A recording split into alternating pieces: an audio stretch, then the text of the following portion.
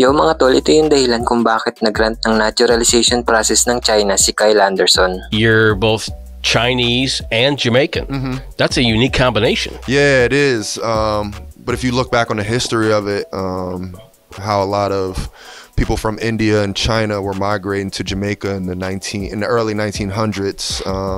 I think my grandfather around 1918 or 1921, around then.